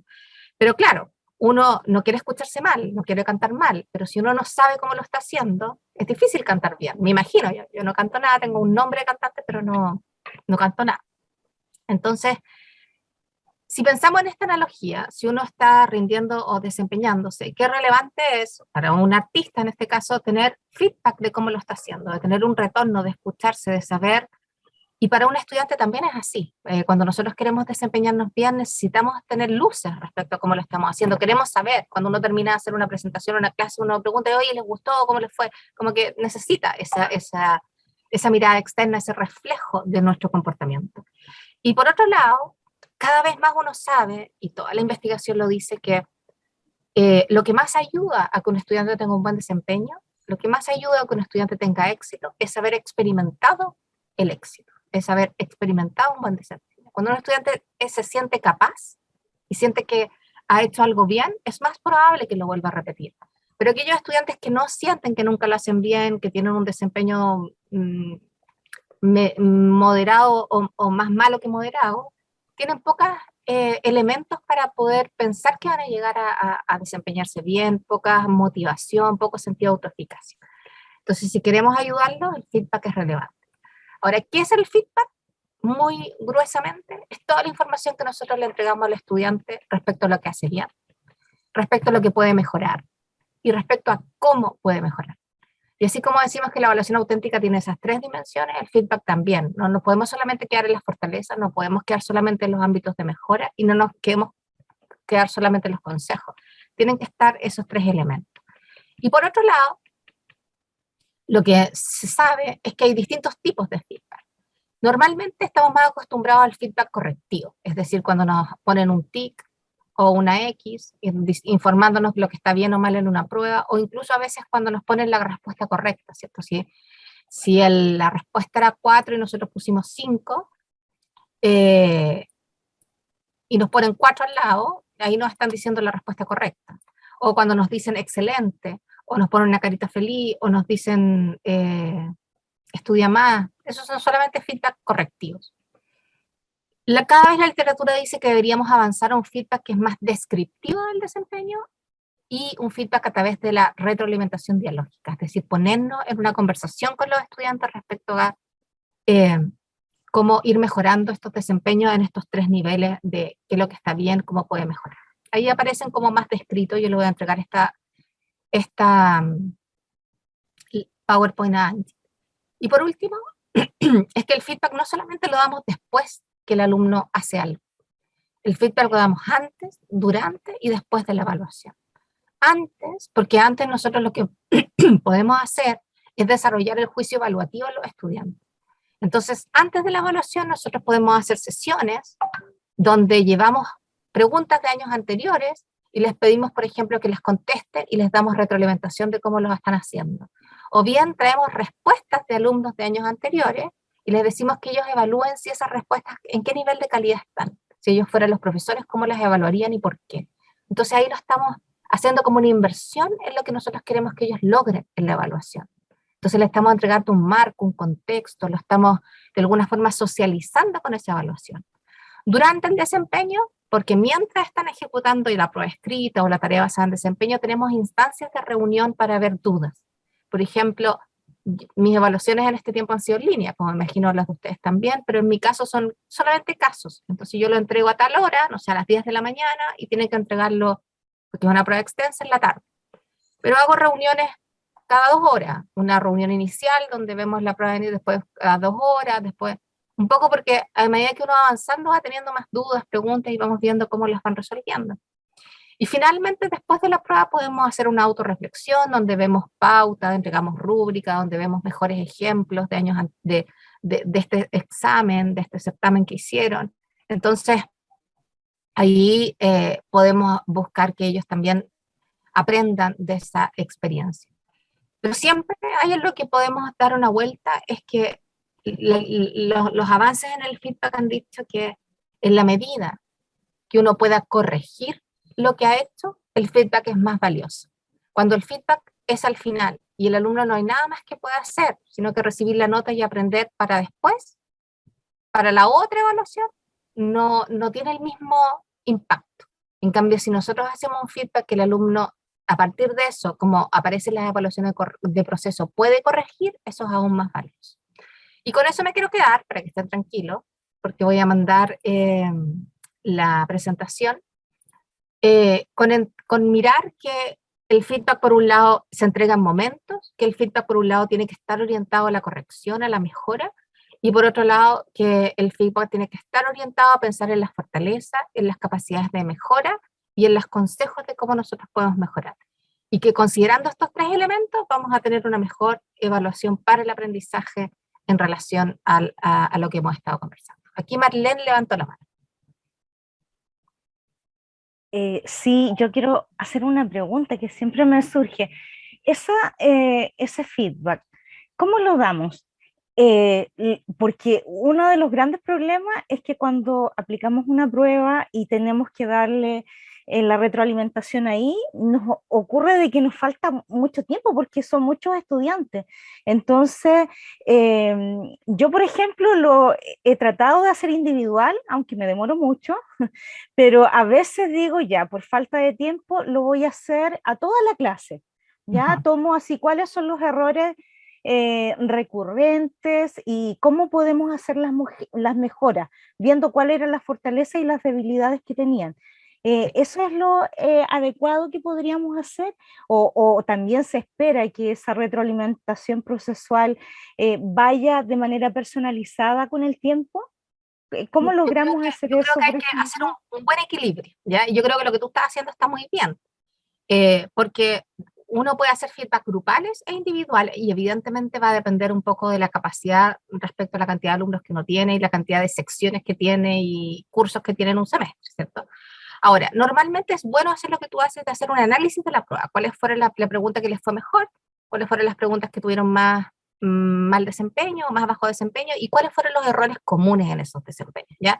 Y eso uno lo puede mirar como en general. No es que uno tenga que analizar toda la prueba, sino en eso, lo que les fue mejor y por qué, y en ese sentido los resultados de aprendizaje más logrados, y lo que tienen más bajo desempeño y dónde están los principales errores o confusiones para clarificar.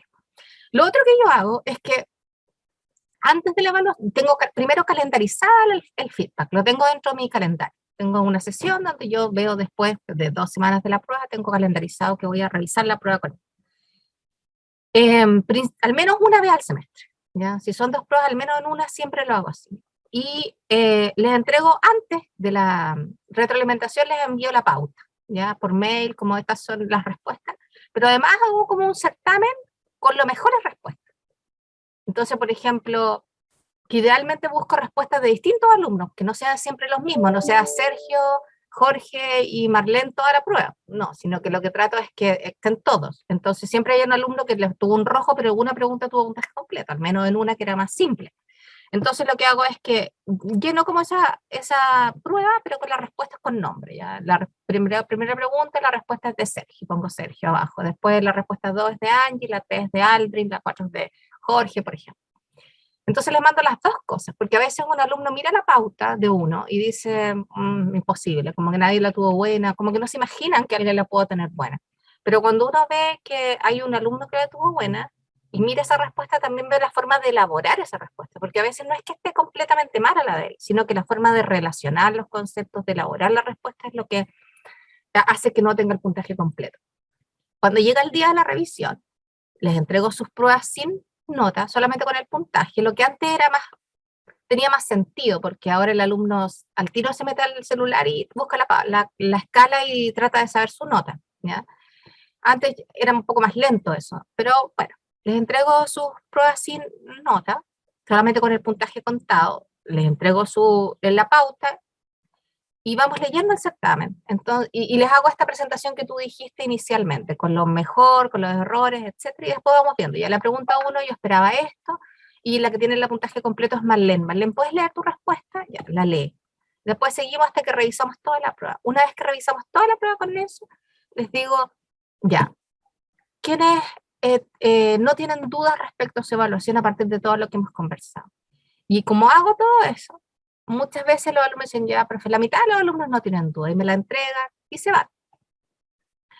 Y me quedo con los que tienen dudas. Y los que tienen dudas les pido que anoten como las dudas que tienen en el certamen, pero además que escojan una pregunta, solamente una, donde necesitan que yo les explique. Porque en esa pregunta voy a modelar un poco lo que seguramente pasó en toda la prueba. Entonces, pero no puedo revisar las 5 preguntas que él quiere, porque no voy a poder. Entonces elijan una, y esa la reviso individualmente. Después que se fueron la mitad, van pasando uno por uno, lo siento frente a mí, y les reviso esa pregunta. Y después, si quieren que les revise otra, me la escriben y yo veo si después la reviso, o si después sigue la duda en relación al feedback que yo le doy. Entonces, tengo como esas dos relaciones, una relación individual con aquellos que necesitan una respuesta particular en un ítem en particular, y tengo esa etapa grupal.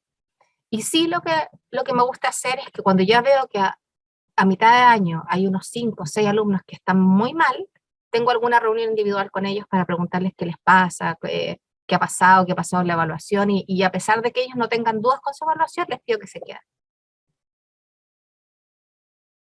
Eso un poco es lo que creo que uno puede combinar esos dos ámbitos.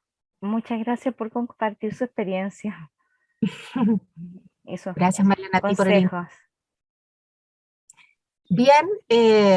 Verónica, hace unos minutos atrás el profesor Aldrincol tenía la mano levantada, pero no sé si... A ver, no la había visto.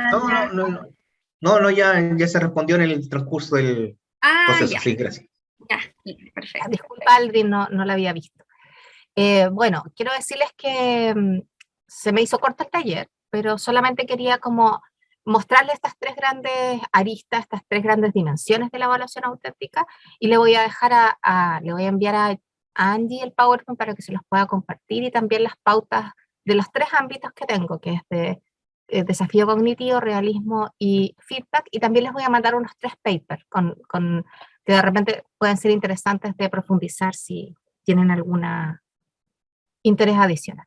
No sé si hay alguna pregunta, comentario, inquietud. No, bueno, más que nada comentarios, muchas gracias por el taller. Como que me hace sentido también lo que uno hace en clase, y poder ir conectando y viendo que va por buen camino en algunas cosas. Entonces, es importante, sobre todo el tema del feedback, que uno de repente no le da el valor que tiene, y en realidad donde está el aprendizaje en sí. O sea, no sacamos nada con identificar el error sin comentarlo con el estudiante, sin explicarle por qué. Así que muchas gracias por lo que nos compartiste hoy día. No, gracias a ti, Jorge. Bien. Bueno, agradecemos a todos y todas los que estuvieron aquí, que se atrevieron un día viernes a esta altura del año, que igual sabemos que ha sido complejo. Tuvimos hartos profesores inscritos, pero la verdad es que ha sido complejo contar con la asistencia en los talleres. Bueno, entendemos que por la fecha también y todo.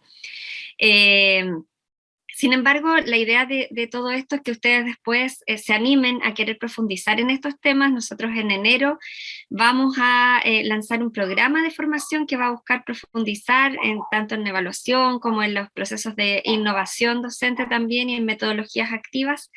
Así es que la invitación es ahí, ojalá que esto les haya servido para interesarse y querer profundizar más en ello, ya para que estén ahí presentes en enero con nosotros. Muchas gracias, Verónica. Verónica, como siempre, un gran aporte, siempre.